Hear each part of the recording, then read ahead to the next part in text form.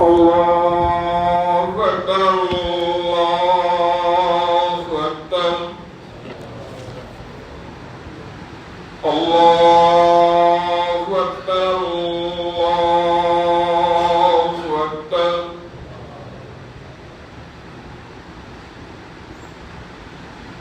أشهد أن لا إله إلا الله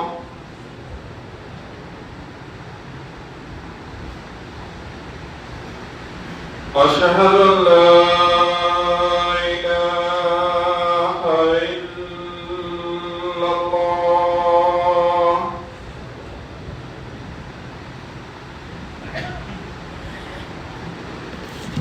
أشهد أن محمدا رسول الله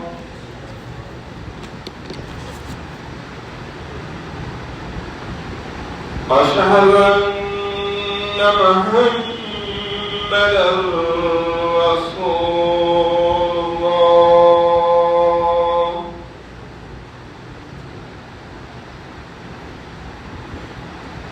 حي على الصلاة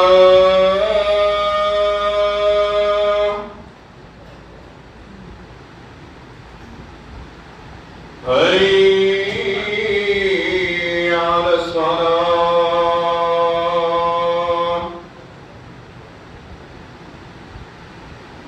حي على الفلاح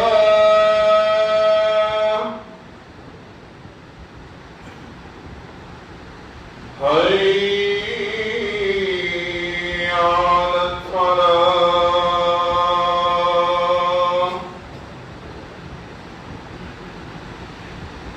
الله أكبر الله أكبر لا إله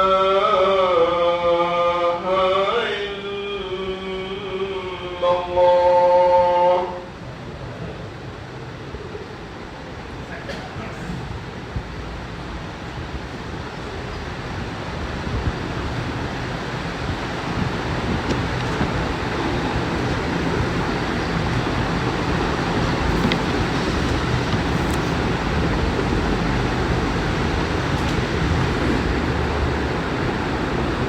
الحمد لله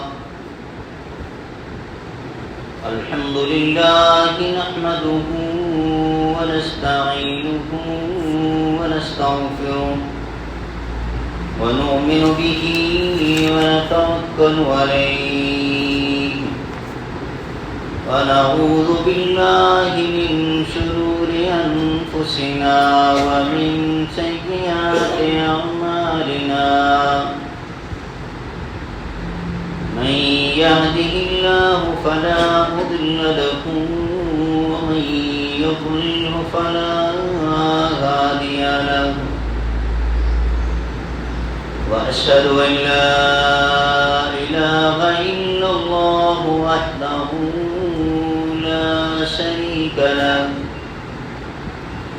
وأشهد أن محمدا عبده ورسوله أرسله بالحق بشيرا ونذيرا وداعيا إلى الله بإذنه وسراجا منيرا أما بعد فإن خير الحديث كتاب الله وخير الهدي هدي محمد صلى الله عليه وسلم وشر الأمور محدثاتها وكل محدثة بدعة وكل بدعة ضلالة وكل ضلالة في النار من يطع الله ورسوله فقد رشد واهتدى ومن يعص الله ورسوله فقد ضل وغوى اللهم صل على محمد وعلى آل محمد كما صليت على إبراهيم وعلى آل إبراهيم إنك حميد مجيد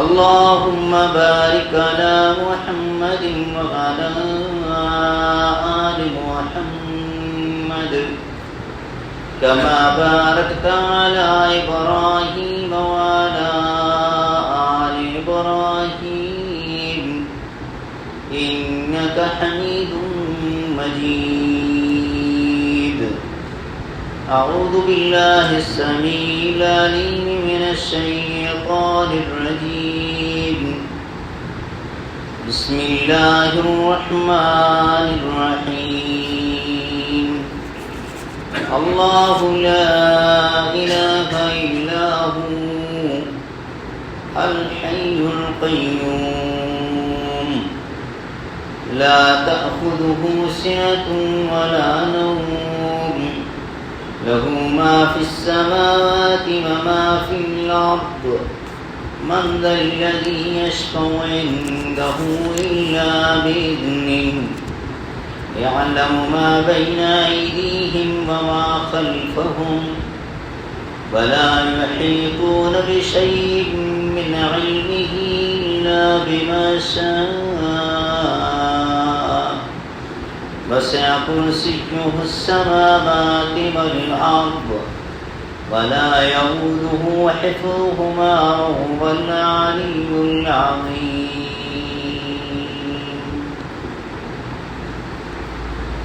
اللہ مالک الملک حمد و ثنا اسی کے لیے تعریفات تسبیحات کے لیے اور بزرگی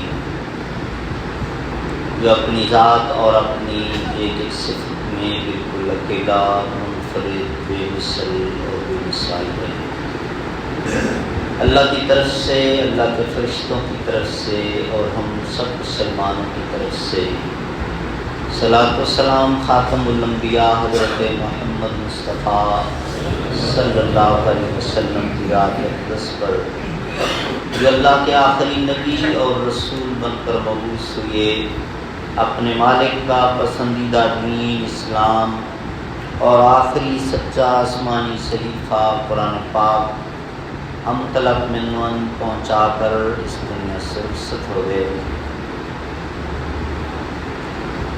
پچھلے مہینے میں 8 ستمبر اور پھر 15 ستمبر کے 2 خطبات جمعہ میں آیت الکرسی کے ابتدائی کلمات کے حوالے سے ہماری گفتگو ہوئی تھی۔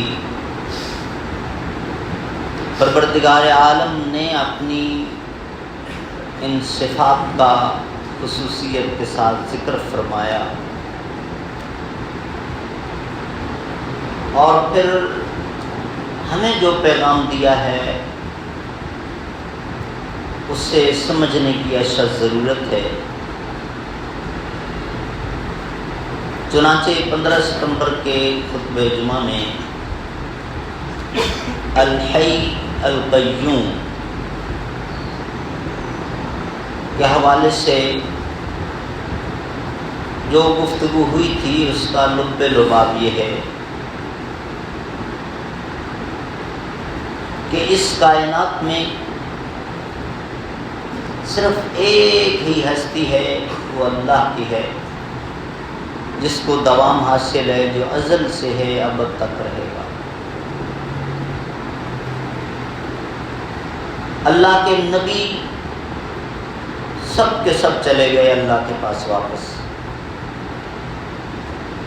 باقی جتنی مخلوق ہے اللہ نے ان کے لیے جو ٹائم ٹیبل بنا رکھا ہے کوئی بھی لمحہ بھر آگے پیچھے نہیں ہو سکتا۔ اور پھر جب یوم حساب بپا ہوگا تو ایک مرحلہ وہ بھی آئے گا کہ جب اللہ تعالیٰ اپنے فرشتوں پر بھی موت وارد کر دے۔ حتیٰ کہ وہ فرشتہ جس کی ڈیوٹی اللہ نے روح قبض کرنے پر لگائی ہوئی ہے، اللہ اس کو بھی مار دے۔ تو اس کے پیچھے جو پیغام ہے کہ اللہ کو آپ اس طرح پہچانیے کہ یہ سب آپ کے رشتے، آپ کے لیڈر، آپ کے افسر، یہ طاغوتی طاقتیں، یہ ظالم جابر، اللہ تعالیٰ ان کو جتنی ڈھیل دے گا، جتنی مہلت دے گا، جتنی زندگی دے گا، جتنی طاقت دے گا، بس اتنی وہ استعمال کریں گے، اور اس کے بعد یہ اللہ کی گرفت سے بھاگ نہیں سکتے۔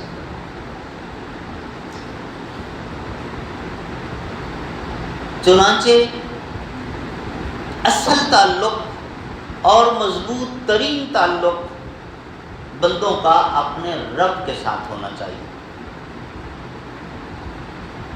ہمیں رشتہ داریاں پالنے کا حکم ہے، برادریاں بنانے کا حکم ہے، قطع تعلقی سے منع کیا گیا ہے، جرم ہے، گناہ ہے۔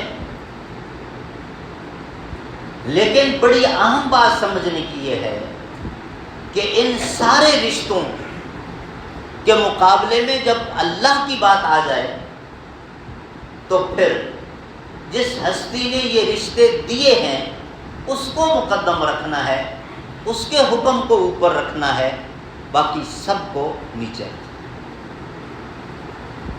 حتیٰ کہ والدین جن کے متعلق خود رب کا حکم ہے، پیارے نبی کے ذریعے سکھا دیا کہ وہ اگر کافر بھی ہوں، اللہ نہ کرے، صحیح عقیدے پر نہیں ہیں، کفر پر ہیں، تب بھی آپ ان کی خدمت کریں گے، ان کی ضروریات پوری کریں گے، ان کا احترام کریں گے، یہ آداب بجا لائیں گے، یہ سب کریں گے، یہ نہیں چھوڑیں گے۔ لیکن اگر ان کا کوئی حکم یا مشورہ جو اللہ کے قانون سے متصادم ہو، وہ آپ نہیں مانیں گے۔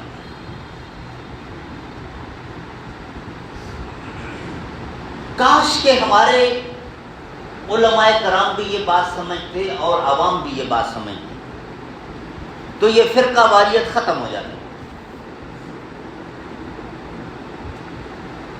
اللہ اکبر سب کہتے ہیں، اللہ سب سے بڑا، تو اللہ کا حکم بھی سب سے اوپر ہے۔ اس کے بعد محمد الرسول اللہ صلی اللہ علیہ وسلم، نبیوں کا بھی سردار اور خاتم الانبیاء، ان کو اللہ نے ہمارے لیے نبی، رسول، معلم، ٹیچر، رہنما بنا کر بھیجا۔ پھر ان کی بات، ان کے مقابلے میں صحابی کی بات بھی نہیں، جو سارے جنتی ہیں، خود اللہ نے ان کو جنت کا سرٹیفکیٹ دے دیا ہے۔ ان کی بات بھی اگر نبی کی بات سے کلیش کرے گی تو وہ شریعت نہیں ہوگی، وہ قانون نہیں بنے گا، اس پر عمل نہیں ہوگا۔ یہ پرنسپل ہے، زبانی سارے مانتے ہیں، لیکن عملاً آ کر دھوکہ کھا جاتے ہیں۔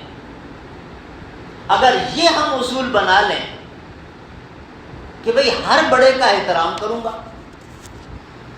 ہر مولانا صاحب، ہر مفتی صاحب، ہر مجتہد، اس کا مقام ہے، اس کی شان ہے، لیکن اگر ان کا فتویٰ، ان کی رائے، ان کی بات میرے نبی سے کلیش کرے گی، میرے اللہ سے کلیش کرے گی، پھر میں نہیں مانوں۔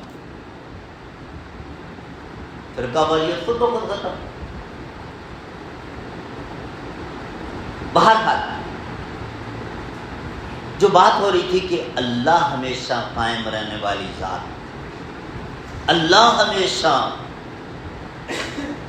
زندہ رہنے والی ذات، حیات ابدی صرف اس کی صفت ہے، باقی کسی کی نہیں۔ الحی القیوم،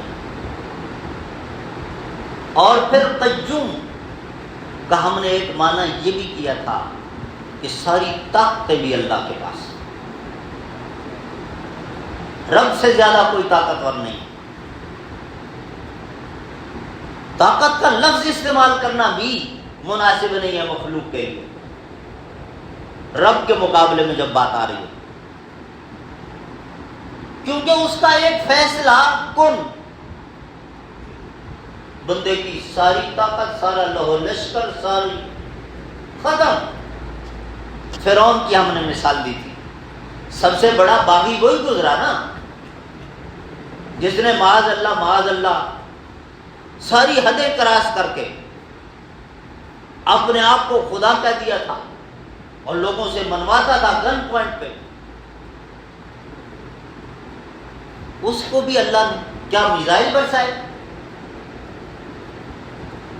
کچھ نہیں کیا، پانی کو حکم دے دیا بس کہ موسیٰ اور اس کی قوم کے لیے تمہیں روک دیا تھا، اب اپنا رواں دواں ہو جاؤ۔ کیا بنا فرعون کا اور اس کی پوری قوم کا؟ یہ تو ایک مطلب اللہ رب العالمین نے دکھایا، وہ بیٹھے بیٹھے ہی اللہ کو اس کے لیے فرشتہ بھیج دیتا موت کا، وہ کیا کر سکتا؟ تو رب کی اس طاقت کو جب ہم اپنے دل و دماغ میں بٹھا لیں گے تو پھر یہ دنیا کے جو طاقتور اور یہ سارے بن کے ہمارے سامنے آتے ہیں، ان کا خوف نکل جاتا ہے۔ اور بڑا خوبصورت جملہ ہمارے بزرگ کہا کرتے تھے کہ جو صحیح معنوں میں اللہ کا خوف اپنے دل میں بٹھا لے وہ پھر کسی اور سے نہیں ڈرتا، اور جو مخلوق سے ڈرنے لگ جاتا ہے تو پھر ہر ایک سے ڈرتا ہے، پھر اس کا خوف ختم ہونے کو نہیں آتا، پھر آہستہ آہستہ انتہائی بزدل ہو جاتا ہے، ہر معاملے میں کمپرومائز کرنے لگتا ہے، ہر معاملے میں ہتھیار ڈال دیتا ہے، پھر اس کی کیفیت یہ ہو جاتی ہے۔ تو اس دل کی بھی کوئی زندگی ہے؟ لا تأخذہ سنۃ ولا نوم۔ حالانکہ اگر اللہ نے جب یہ فرما دیا تھا الحی القیوم، کافی تھا، اس میں وہ سارا معنی مفہوم آ گیا، لیکن اور الفاظ لے آئے، مزید سمجھایا کہ کسی غلط فہمی میں نہ رہنا، تم اپنے سامنے رکھ لو اپنے بڑوں کو، جو بھی تمہاری نظر میں بڑا ہے اور جس کا تم حد سے زیادہ احترام اس حد تک چلے گئے ہو کہ جو اللہ کے لیے حق تھا وہ اس کو دینے لگ گئے ہو، تو دیکھ لو اپنوں کو، ان کو روحانی پیشواؤں کو، کتنے گھنٹے جاگتے ہیں، نیند آتی ہے نا ان کو، اور پھر خود ادب سے باہر بیٹھے رہتے ہو، صاحب آرام فرما لیں، غافل ہے آپ سے، آپ کی کوئی بات نہیں سن سکتا، نہ آپ کو دیکھ سکتا ہے، اور اگر آپ اس وقت اس کو اٹھائیں گے غصہ کرے گا، اگر آپ کے لیے ایک رات جاگتا رہا دوسرے دن بیمار پڑ جائے گا، یہ اس کی کمزوریاں ہیں، لیکن جو تمہارا رب ہے وہ ان سے پاک ہے، نیند بہت دور کی بات ہے، کہا لا تأخذہ سنۃ ولا نوم، سنہ ایک لحظے کے لیے، لمحے کے لیے جو بندہ تھوڑا سا یوں گردن ہلاتا ہے نیند کی وجہ سے، اللہ اس سے بھی پاک ہے، وہ تو آپ کا بڑا سو جاتا ہے، اللہ اون سے بھی پاک ہے، لا تأخذہ سنۃ۔ جب اللہ ہر وقت، آپ سادہ الفاظ معاف کیجیے گا کیونکہ ہم یہ اصطلاحاتی بہتر طور پہ سمجھتے ہیں تو اس لیے میں استعمال، جس کو آپ کہتے ہو نا ریڈ الرٹ، بالکل چوکس چوکنا،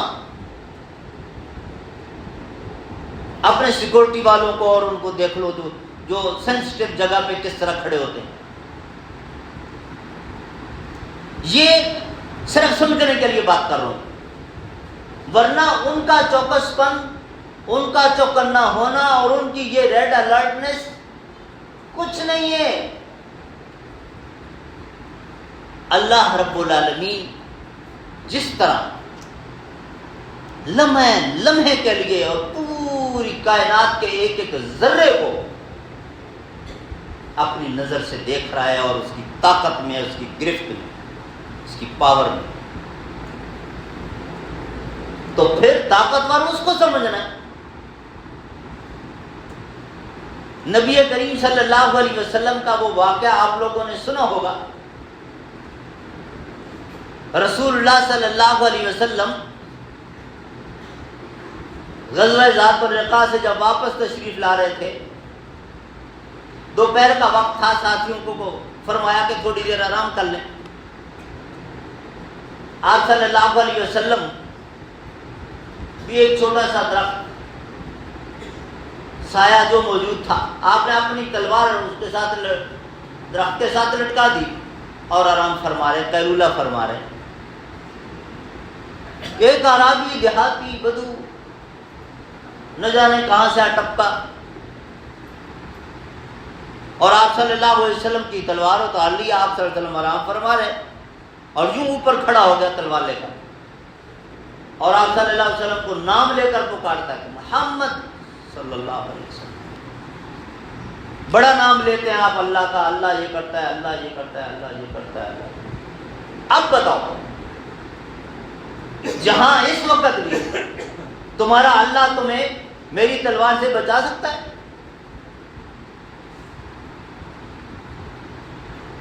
اس کے دل میں ایمان نہیں تھا نا. اس وقت اس حالت میں بھی تمہارا اللہ تمہیں میری تلوار سے بچا سکتا ہے؟ بالکل یہ کیفیت تھی جیسے آپ نیچے لٹا کے کسی کو ذبح کرنے کے لیے اوپر چھری لے کر کھڑے ہوتے ہیں. یہ کیفیت تھی، یوں اوپر تلوار لے کر کھڑا تھا. اور رسول کریم صلی اللہ علیہ وسلم کا کیا کانفیڈنس، کیا اللہ پر توکل، کیا بھروسہ. آپ نے فرمایا کہ تم نے کیا سمجھا کہ تلوار تمہارے ہاتھ میں آ گئی ہے تو ساری طاقت تمہارے ہاتھ میں آ گئی؟ طاقت نہیں تمہاری، طاقت تو اس کے پاس ہے. یہ تلوار، یہ میزائل، یہ کلاشنکوف، یہ نہیں، اصل طاقت ادھر ہے. ادھر سے گرین سگنل ہو تو یہ چلے گی، ورنہ نہیں چلے گی. فرمایا تمہارے ہاتھ میں صرف تلوار ہے، طاقت نہیں ہے، طاقت اس کے پاس ہے. وہ اگر نہ چاہے تم 10 تلواریں لے کر آ جاؤ، میرا کچھ نہیں بگاڑ سکو گے. ہاں ادھر سے فیصلہ کچھ اور ہو چکا ہو تو وہ ایک الگ بات ہے. رسول کریم صلی اللہ علیہ وسلم کا یہ جملہ ارشاد فرمانا تھا کہ اس کے وجود پر کپ کپی طاری ہو گئی، کانپنے لگا اور تلوار اس کے ہاتھ سے گر گئی. رسول اللہ صلی اللہ علیہ وسلم اٹھ کر بیٹھ گئے، اپنی تلوار اٹھا لی. آپ صلی اللہ علیہ وسلم کھڑے ہو گئے اور تلوار آپ کے ہاتھ میں ہے. آپ نے فرمایا اب تم بتاؤ تمہیں کون بچائے گا میری اس تلوار سے؟ ایمان ابھی سمجھا ہی نہیں تھا، اللہ کو ابھی پہچانا ہی نہیں تھا. تو ہاتھ جوڑ کے، جیسے ہم لوگ بندوں کے سامنے ہاتھ جوڑ کے کھڑے ہوتے ہیں، وہ بھی ہاتھ جوڑ کے کہنے لگا جی آپ کہہ رہے ہو کریں، چاہیں تو مار دیں چاہیں تو. رسول کریم صلی اللہ علیہ وسلم نے فرمایا جاؤ کیا یاد کرو تو معاف کیا. اور اس کے بعد تھوڑا سا آگے جا کے واپس آ گیا، سوچنے لگا کہ میں اپنی باری پہ ان کو مارنے کا عزم کر چکا تھا، نہیں مار سکا. اب تلوار ان کے ہاتھ میں تھی اور آرام سے بدلہ لے سکتے تھے، مجھے میری گردن اڑا سکتے تھے، لیکن ہم نے تو ان کو پہچانا نہیں. یہ تو یہ ایسا آدمی نہیں ہے، یہ تو کوئی عظیم آدمی ہے. ہم غلط فہمی میں، یہ تو مار دھاڑ والا ہے ہی نہیں. واپس آیا، معذرت کرنے لگا کہ کلمہ پڑھا مسلمان،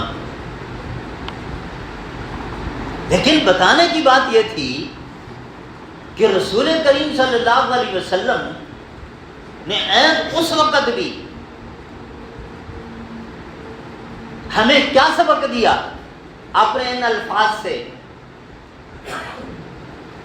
کہ یاد رکھو طاقت ایک اللہ کے پاس ہے۔ یہ اگر کامل یقین بنا لیں، آپ حق پر ہوں گے، اللہ آپ کی مدد کرے گا۔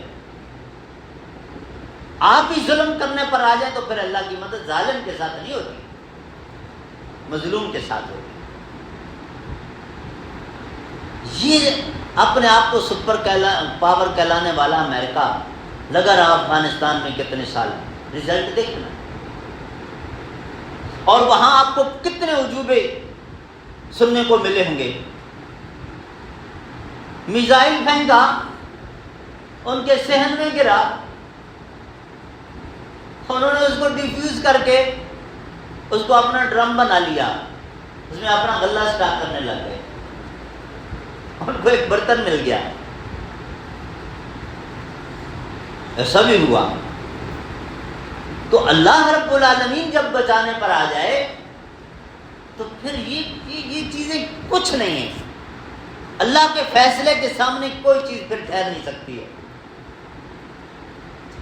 ایسی توحید سکھائی اللہ رب العالمین نے، اور قرآن پاک کے ایک ایک لفظ میں، اور خاص طور پہ یہ آیت الکرسی، اس پر ہم اس لیے تفصیل سے بات کر رہے ہیں کہ پہلے خطبے میں میں نے بتایا تھا اس کے فضائل آپ ہر فرض نماز کے بعد پڑھتے ہیں، رات کو سوتے وقت پڑھتے ہیں، بچوں کو بھی سکھاتے ہیں۔ تو اس کا معنی اور مفہوم جب آپ کے ذہن میں ہوگا، دل و دماغ میں جب اترا ہوا ہوگا، پھر آیت الکرسی پڑھنے کا لطف ہی کچھ اور ہوگا، پھر اس کے فائدے ہی کچھ اور ہو جائیں گے۔ اس لیے اس کو سمجھنا ضروری ہے۔ پورا قرآن پاک جب اللہ نے گائیڈ بک قرار دیا ہے نا، ہدی للمتقین، اس سے ہدایت ملنی ہے، گائیڈنس ملنی ہے، تو اس کو سمجھنا ضروری ہے۔ آج ہم نے بس مولانا حضرات کو ٹھیکہ دے دیا ہے، بس ہم زیادہ سے زیادہ یہ تیر ماریں گے، ناظرہ پڑھ لیا جی، پڑھا ہوا ہے جی، قرآن پاک پڑھا ہوا ہے، اس کو پڑھا ہوا نہیں کہتے۔ پڑھا ہوا یہ ہوگا جب آپ کو اس کا معنی مفہوم بھی آتا ہوگا۔ اگر کسی کو قرآن پاک کا معنی مفہوم نہیں آتا تو بڑی معذرت کے ساتھ عرض کروں گا، مت کہیں کہ میں نے پڑھا ہوا ہے قرآن پاک، نہیں پڑھا ہوا۔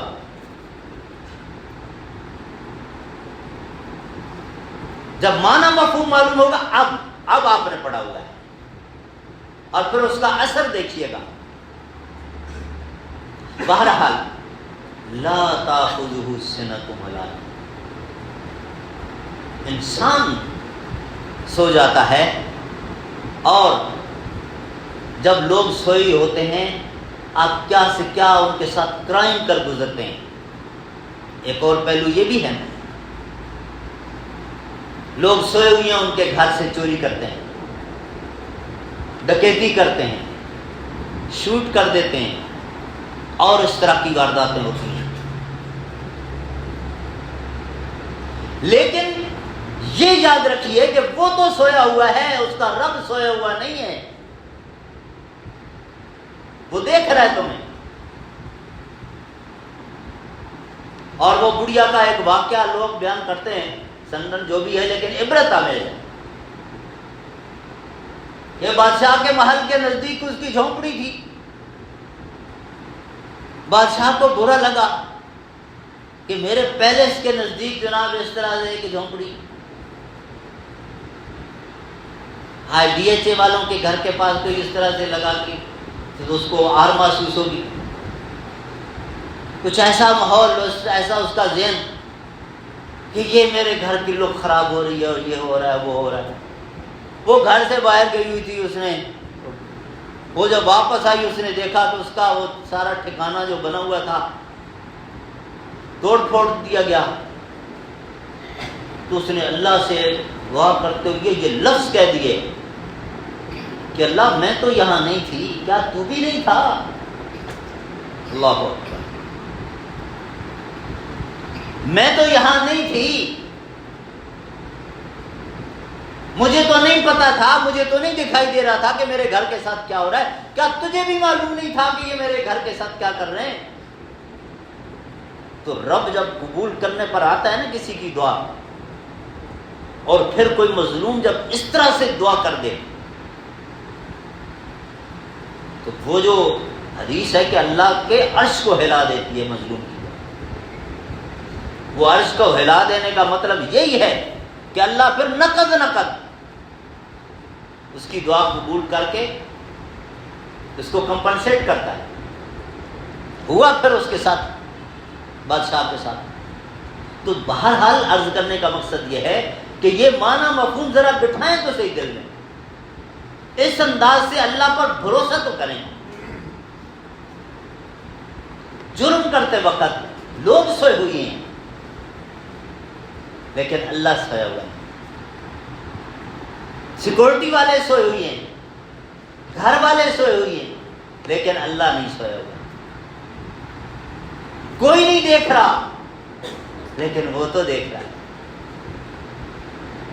جب یہ اللہ کا تعارف دل میں بیٹھ جائے گا، اور امام حسن بصری رحمہ اللہ کا ایک مرتبہ پھر وہ قول سننے میں اکثر و بیشتر سناتا ہوں آپ کو،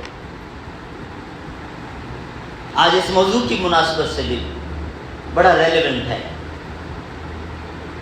کہ فرمایا لا تجعلوا اللہ اهون الناظرین الیہ، لوگوں تم نے اللہ کو لوگوں سے بھی کم تر سمجھ لیا، لوگوں کے ڈر سے گناہ چھوڑ دیتے ہو، اللہ کے ڈر سے کیوں نہیں چھوڑتے؟ ان نظر اللہ اسبق الیک من نظرک الی المعصیہ، یہ تم گناہ بعد میں کرو گے اور دیکھو گے اللہ کی نظر پہلے تمہارے اوپر لگی ہوئی ہے۔ میں نے آپ کو مثال دی تھی سی سی ٹی وی کیمراز کی، نصب کی ہوئی ہے، ہر آنے جانے والے وہ دیکھ رہے ہیں۔ اللہ رب العالمین کی نظر، اللہ کا علم، اللہ کا ادراک، یہ سی سی ٹی وی کیمرہ کچھ نہیں ہے، یہ ٹیکنالوجی وہاں سوچ بھی نہیں سکتی جو اللہ رب العالمین، اتنی ایکوریسی ہے وہاں پر۔ لہذا یہ جو ہم کہ یہاں کوئی نہیں دیکھنے والا، یہاں کوئی پوچھنے والا، یہاں کوئی، تو یہ جب ذہن میں بیٹھ جائے گا نا، ہاں کوئی نہیں دیکھنے والا یہاں پر دنیا میں سے، دنیا والوں میں سے، لیکن میرا رب مجھے دیکھ رہا ہے۔ یوسف علیہ السلام کا واقعہ آپ دیکھیں نا، وہ اپنے بت کے اوپر کپڑا ڈال رہی تھی، میرا خدا ہے، ہاتھ سے بنایا ہوا، لیکن غافل مشرک، خدا ہی نہ دیکھے۔ تو یوسف علیہ السلام نے فرمایا تھا، جو واقعہ بیان کرتے ہیں مولانا عبدالستار نے بڑا نقشہ کھینچا، کہ تم تو اپنے خدا کے اوپر کپڑا ڈال کے، اس کی آنکھوں کے اوپر کپڑا ڈال کے اس کو اندھا کر لو گی کہ وہ نہیں دیکھ پائے گا، میں اپنے رب کی آنکھوں پر کہاں سے پٹی ڈالوں؟ میرے رب کی آنکھیں تو دیکھ رہی ہیں۔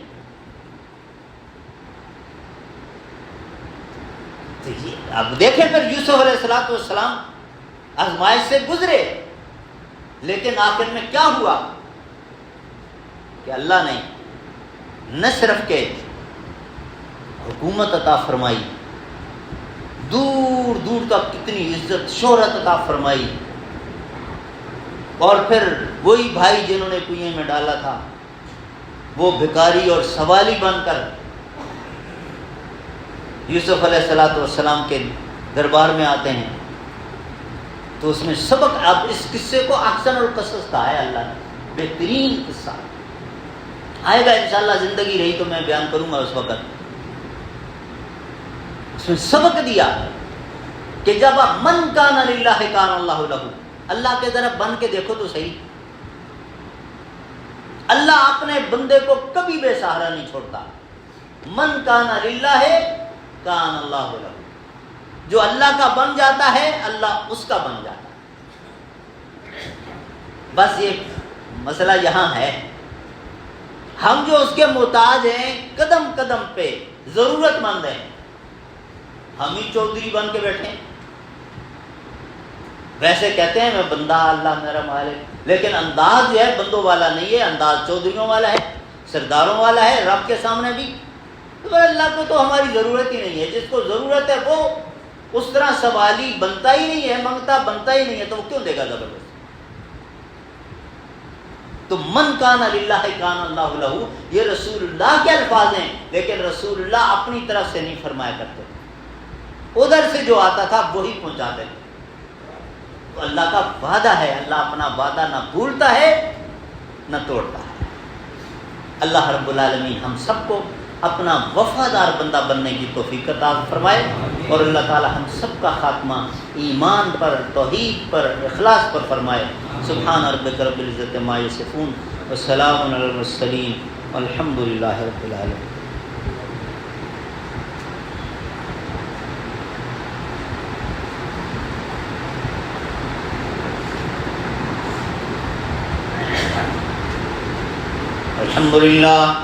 الحمد للہ نحمده ونستعینه ونستغفره ونؤمن به ونتوکل علیہ ونعوذ باللہ من شرور انفسنا ومن سیئات اعمالنا، من يهده الله فلا مضل له ومن يضلل فلا هادي له، واشهد ان لا اله الا الله وحده لا شريك له، واشهد ان محمدا عبده ورسوله۔